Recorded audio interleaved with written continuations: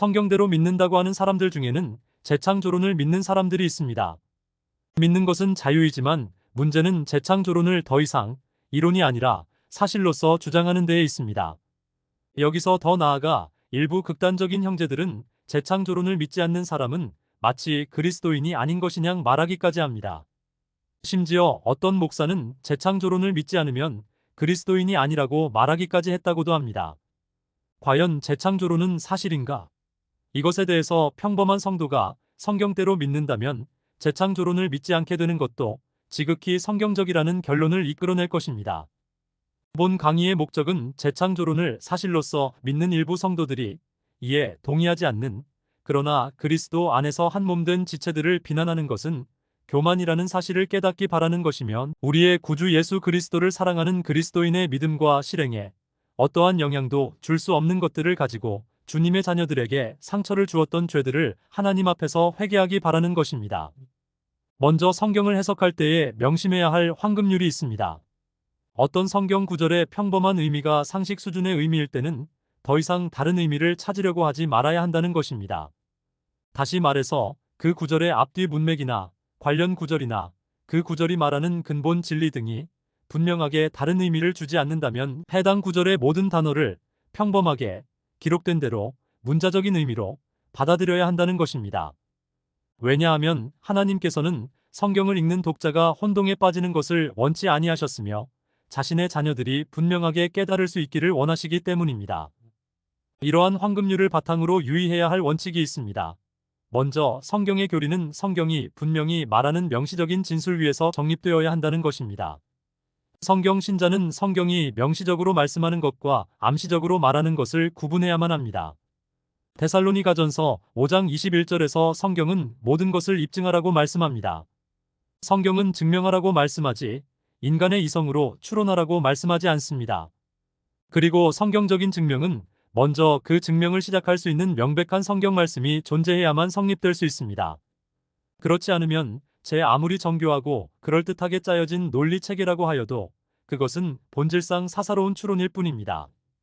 자기가 그렇게 믿는 것은 자유이지만 그것이 성경으로 입증된 사실이라고 주장하는 것은 성경 공부의 선을 넘는 일입니다. 성경의 용어는 성경의 정의를 우선적으로 따라야 합니다. 인간의 정의를 성경의 정의보다 우선하는 것을 주의해야만 합니다. 재창조론자들은 어스, 즉 땅에 대한 성경의 정의를 올바로 적용하지 못하고 있습니다. 어스는 지구가 아닙니다. 그것은 인간의 정의일 뿐입니다. 또한 그들은 땅과 세상이 다르다는 사실을 적용하지 않습니다. 사탄은 이 땅을 갖고 있지 못합니다. 출애굽기 19장 5절에서 하나님께서 온 땅은 내 것이라고 선언하셨기 때문입니다. 성경 기록상 땅은 사탄에게 넘겨진 적이 없습니다. 하늘과 바다도 마찬가지입니다. 이 용어들은 모두 성경이 직접 정의하고 있기 때문에 재창조론자들이 뭐라고 하든지 간에 둘째 하늘 위의 물층은 성경이 정의하는 바다가 아닌 것입니다. 성경은 사람을 대상으로 기록된 책입니다. 기록된 당시의 사람들뿐만 아니라 모든 시대의 사람들에게 진리로 수용될 수 있는 그런 방식으로 기록된 책입니다. 인간의 지식은 달라지지만 성경은 여전히 모든 시대의 모든 사람에게 기록된 문자 그대로 진리인 것입니다. 지식이 증가하기 이전 시대의 사람이나 지식이 폭발하는 오늘날의 사람이나 누구에게라도 성경은 기록된 문자 그대로 진리가 됩니다. 다만 로마서 1장 20절에 있는 말씀대로 하나님께서 사람들에게 만들어진 것들을 통해 깨닫도록 허락해 주신 계시들로 말미암아 성경의 문자적 기록에 대한 이해의 깊이가 달라질 뿐입니다.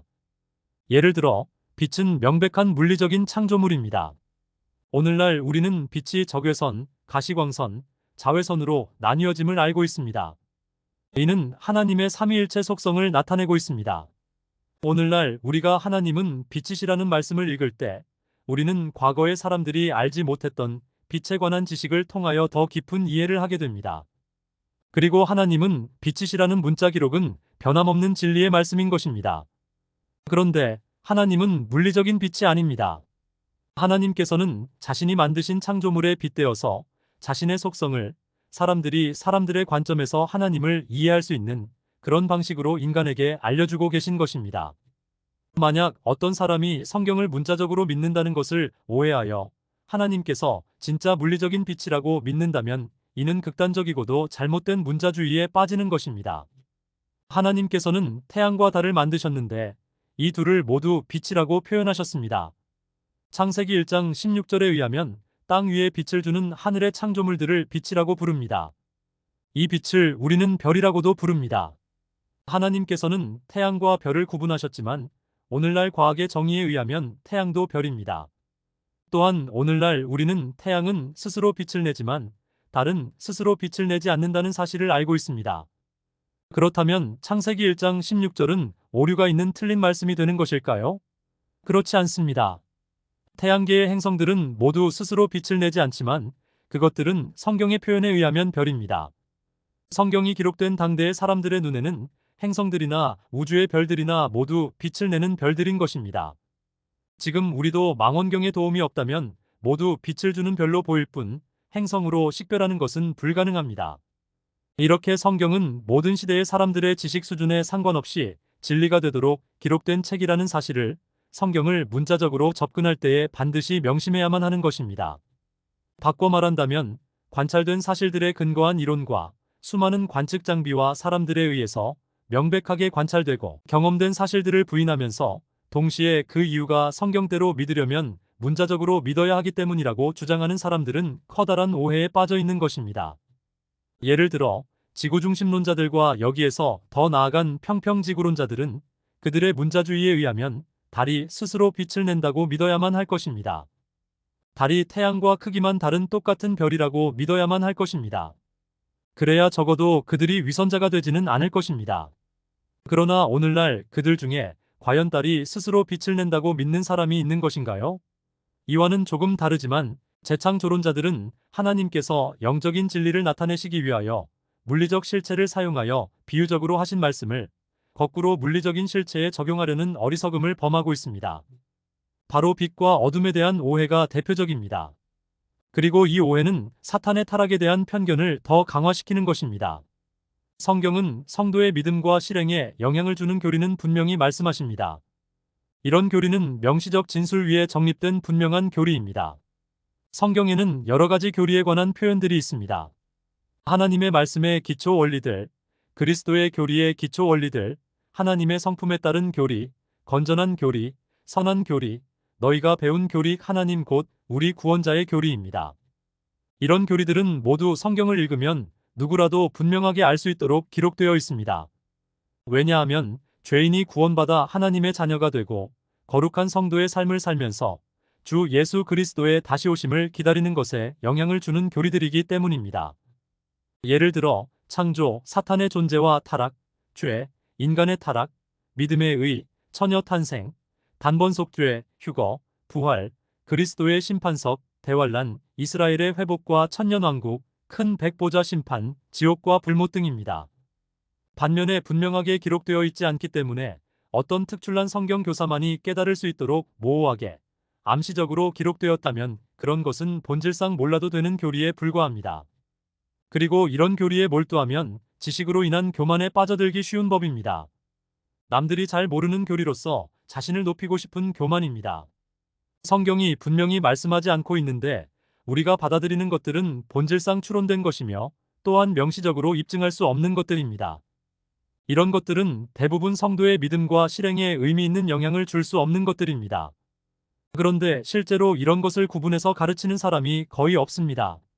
예를 들어 사탄이 언제 창조되었고 언제 타락했느냐 하는 것들입니다.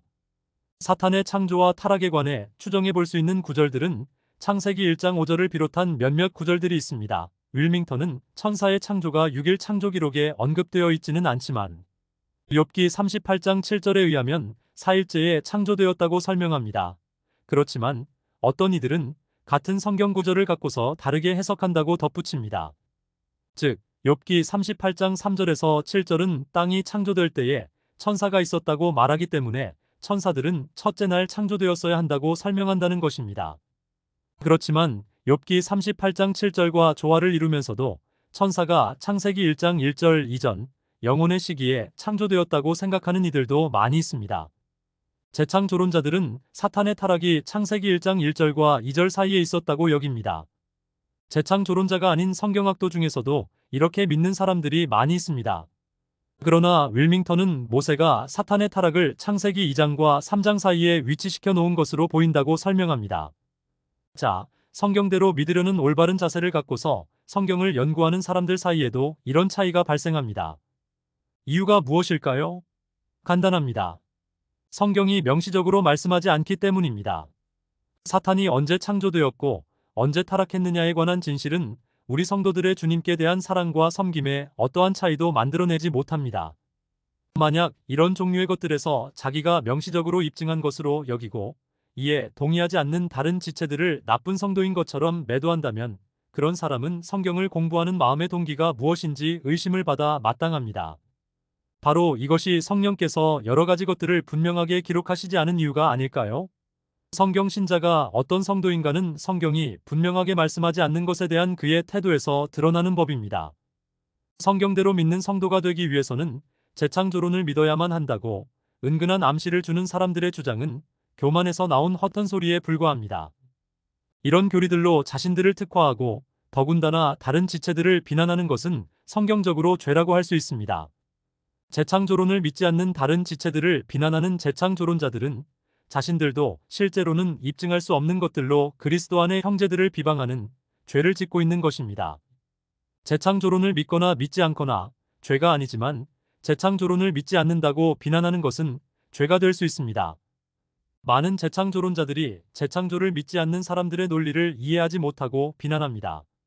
일부 재창조론자들이 의견이 다른 형제들에게 보이는 언행을 보면 잡혀서 멸망당하는 본성이 잔인한 짐승들 같습니다. 추론한 것에서 또다시 추론한 더욱 암시적인 교리도 있습니다. 이런 것은 성도의 믿음과 실행에 정말로 아무런 영향을 줄 수 없기 때문에 전혀 몰라도 되는 그런 것들입니다. 실제로 성경이 침묵하고 있는 그런 것들입니다. 재창조론은 바로 그런 부류입니다. 우리가 믿는 교리들 중에는 여러 가지가 암시적인 것들입니다. 그러나 성경의 명백한 말씀에 비추어 볼 때에 아주 강력하게 암시가 되어 있는 것들을 우리는 신뢰할 수 있는 교리로 판단합니다. 루시퍼가 교만으로 인하여 하나님과 같이 높아지고자 했다는 것은 성경적 사실입니다. 그러나 라킨 자신도 인정했듯이 이 사실로부터 여러 가지 암시적인 것들을 추론해내었습니다.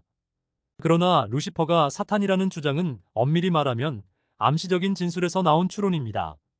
물론 아주 강력한 암시이며 이를 뒷받침할 여러 가지 관련 구절들이 있기 때문에 아마도 거의 모든 성경학도들은 이를 신뢰할 수 있는 교리로서 받아들이고 있습니다. 그럼에도 불구하고 루시퍼가 사탄이라는 것은 암시이며 따라서 사탄이 하나님과 같이 높아지고자 했다는 것도 본질적으로는 강력하지만 암시적 진술에 속합니다.